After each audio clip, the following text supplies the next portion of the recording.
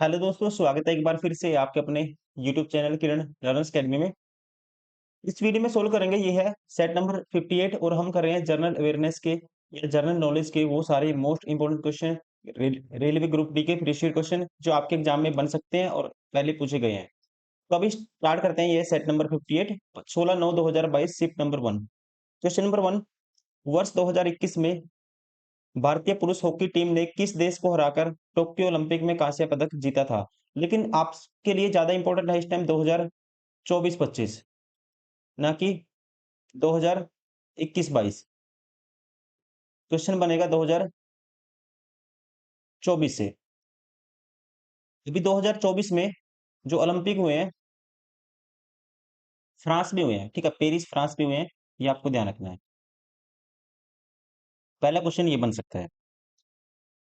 कब से कब तक हुए हैं ये भी आपको ध्यान रखना है। 26 जुलाई से 11 अगस्त 2024 तक। सबसे पहला मेडल भारत की तरफ से किसने जीता है ये भी आपको ध्यान रखना है। 10 मीटर एयर पिस्टल में जीता है मनु भाकर ने। मनु भाकर। पूछ सकता है स्लोगन क्या था? स्लोगन था गेम्स वाइड ओपन।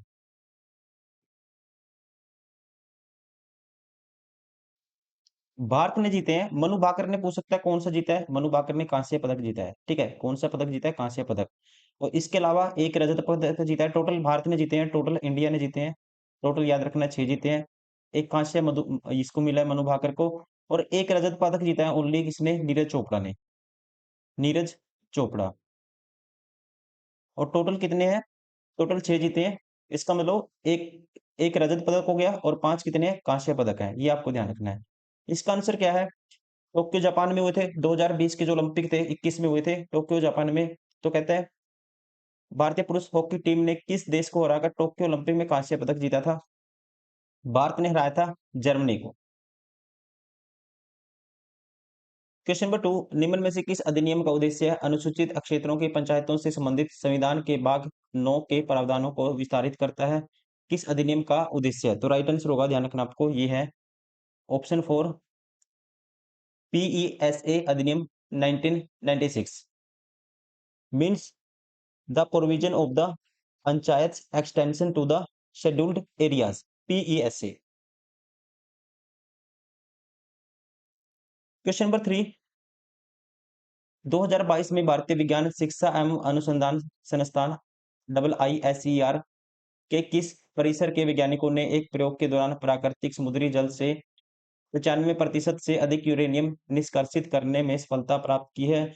तो ये है साइंटिस्ट हैं जो। राइट आंसर होगा ऑप्शन सेकंड, पुणे के। किस परिसर के? पुणे के, ध्यान रखना आपको। क्वेश्चन नंबर 4, इनमें से किसको एफाइन बीजीय ज्यामिति और क्यूमिटेटिव बीजगणित में उनके उत्कृष्ट कार्य के लिए विकासशील देशों के युवा गणितज्ञों के लिए 2021 DST-ICTP-IMU रामानुजन पुरस्कार से सम्मानित किया गया? इनका नाम है, राइट आंसर होगा ऑप्शन 4, नीना गुप्ता को। इसके अलावा 2024 का याद करेंगे आप, इंपॉर्टेंट 2024 है। अगर पूछता है 2024 में, अगर पूछता है शस्त्र रामानुजन पुरस्कार, एक होता होता है शस्त्र रामानुजन अवार्ड, ये मिला है, ध्यान रखना आपको। इनका नाम है Alexander Dunn. Alec Alexander, spelling पे मत जाना, ठीक है। Alexander Dunn, DUN। अगर पूछता है रामानुजन पुरस्कार 2024 सिर्फ शस्त्र नहीं लगा होता, रामानुजन पूछता है तो फिर आएगा, एक चाइना के हैं, पेकिंग यूनिवर्सिटी चाइना, नाम है रुओ चुआन लियू। रुओ चुआन लियू, ये आपको ध्यान रखना है।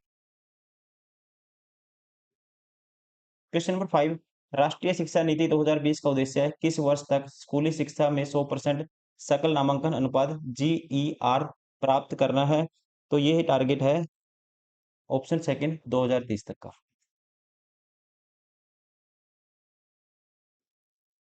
क्वेश्चन नंबर 6 में इनमें से कौन अप्रैल 2021 में ओलंपिक के लिए क्वालिफाई करने वाली पहली भारतीय महिला नाविक बनी? तो यहाँ पे इसका राइट आंसर है नेहा नेत्रा कुमारन इनका नाम है। लेकिन इससे पहले इंपॉर्टेंट आपके लिए 2024 में बता चुका हूँ, इससे पहले वाले क्वेश्चन में उसके मैंने फैक्ट बताए हैं, वो आपको याद रखने हैं सारे के सारे। कितने पदक जीते हैं, कहाँ पे हुए थे? फ्रांस, पेरिस फ्रांस में हुए थे। भारत ने टोटल 6 पदक जीते हैं, जिसमें पहला पदक जीता था भारत की किसने? मनु भाकर ने, कांस्य पदक। और एक रजत पदक जीता था नीरज चोपड़ा ने। उसके अलावा 4 कांस्य पदक और थे, टोटल 6 पदक थे। तो वो सारे फैक्ट बताए थे, आपको याद रखने हैं। इसके अलावा अगर पूछ लेता है किस गेम को शामिल किया गया, फिर ब्रेक डांसिंग आएगा, ब्रेकिंग या ब्रेक डांसिंग एक नया गेम है, इसमें शामिल किया गया है, ये भी आपको ध्यान रखना है। ब्रेकिंग या ब्रेक डांसिंग,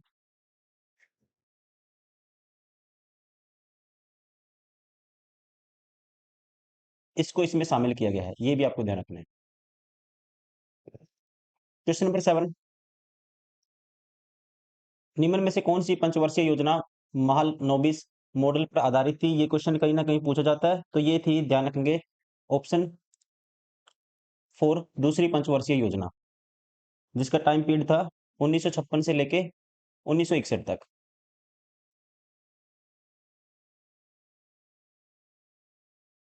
क्वेश्चन नंबर 8, निम्न में से कौन सा भारत का सबसे ठंडा आवासीय स्थान है? भारत का सबसे ठंडा आवासीय स्थान है द्रास। राइट आंसर होगा ऑप्शन सेकंड। कहाँ पे है ये है द्रास है, जो विलेज है, गांव है, कहाँ पे? Kargil district of Jammu Kashmir.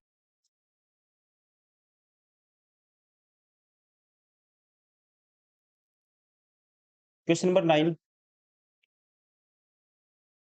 निम्नलिखित में से किन दो लोगों को विज्ञान विज्ञान और इंजीनियरिंग के क्षेत्र में 2022 के पद्मश्री पुरस्कार से सम्मानित किया गया? आपको याद रखना है 2022 से इंपॉर्टेंट है, 2024 और 25 आपके लिए। 2025 में मिला है टोटल 139 लोगों को, और 2024 में मिला था कितने? टोटल थे 132 लोगों को। ये आपको ध्यान रखना है। मैंने डिटेल में बताया इससे पहले क्वेश्चन, इससे पहले वाले क्वेश्चन आप किए होगे आपने, तो उसमें बताया था कि मतलब कि आपको ये भी याद रखना था कि पद्म भूषण कितने मिले हैं, ठीक है, 2025 में पद्म भूषण कितने मिले हैं, पद्मश्री कितने दिए गए हैं। तो वो भी सारे फैक्ट हमने क्लियर क्लियर किए थे इससे पहले इसी वीडियो में, वो भी आपको देखना है। क्वेश्चन नंबर 10, यूएनईपी का पूर्ण रूप क्या है? यूएनईपी की पूर्ण रूप है दोस्तों, ध्यान रखना आपको, इसकी स्टैब्लिशमेंट हुई थी 1972 में, 1972 में, और इसका जो फुल फॉर्म है ये है option second, United Nation Environmental programme.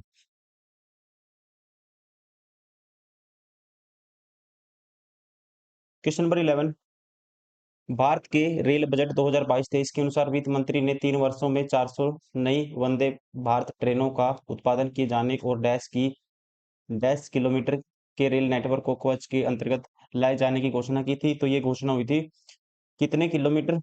ध्यान रखना है 2000 किलोमीटर। लेकिन अभी आपको याद रखना है 2025,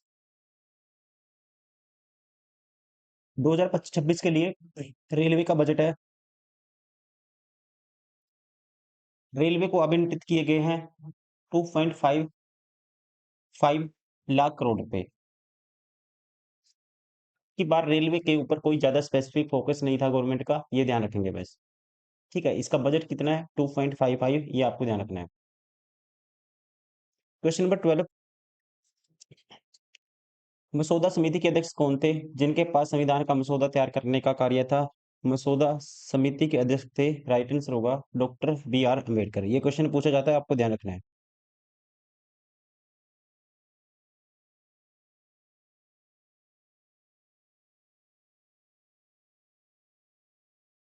क्वेश्चन नंबर 13, 2014 में भारतीय रिजर्व बैंक आरबीआई द्वारा बैंक लाइसेंस प्राप्त करने वाला देश का पहला माइक्रो फाइनेंस संस्थान कौन सा था? देश का पहला, ध्यान रखेंगे, राइट आंसर होगा ऑप्शन सेकंड, इसका नाम है बंधन financial services private limited. Option second, 2014 में भारतीय रिजर्व बैंक आरबीआई द्वारा लाइसेंस प्राप्त करने वाला देश का पहला माइक्रो फाइनेंस संस्थान कौन सा है? बंधन financial services private limited. Question number 14,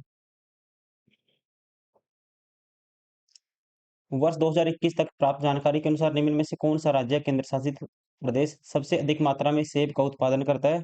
सेब का उत्पादन सबसे अधिक किया जाता है, राइट आंसर होगा जम्मू कश्मीर के द्वारा। 2021 हो या 2025, अभी भी कौन आएगा? जम्मू कश्मीर।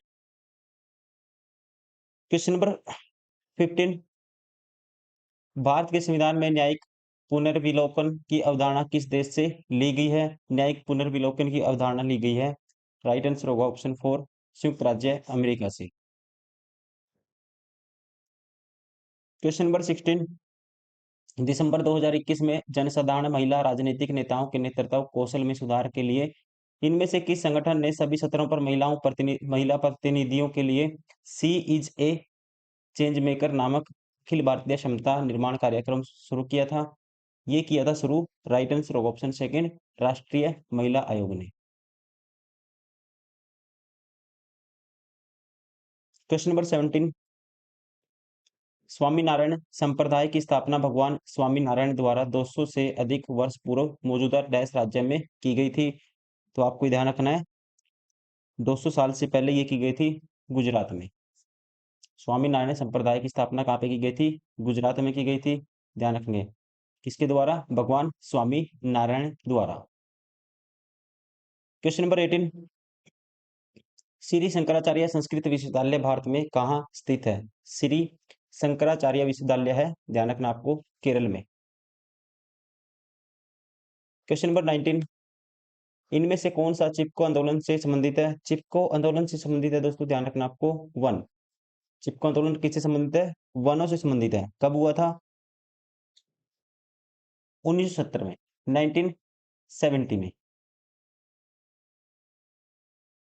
क्वेश्चन नंबर 20, राष्ट्रीय सांख्यिकी कार्यालय के अनुसार भारत में जुलाई 2020 जून 2021 के लिए श्रमिक जनसंख्या अनुपात WPR डैश है, तो यहाँ पे इसका राइट आंसर होगा, ये है 39.8% हैज पर नेशनल स्टैटिस्टिक्स ऑफिस।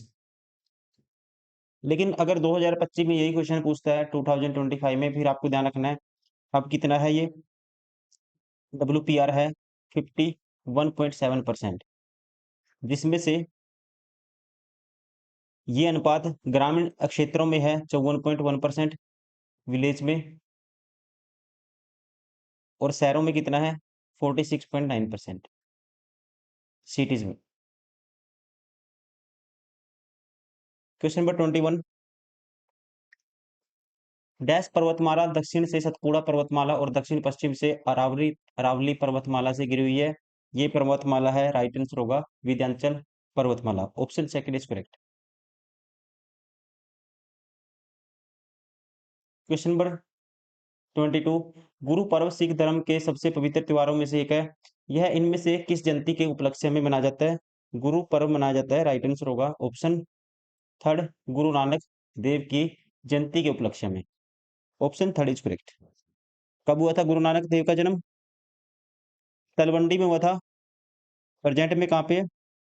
पाकिस्तान में है, 1469 में, 1469 में।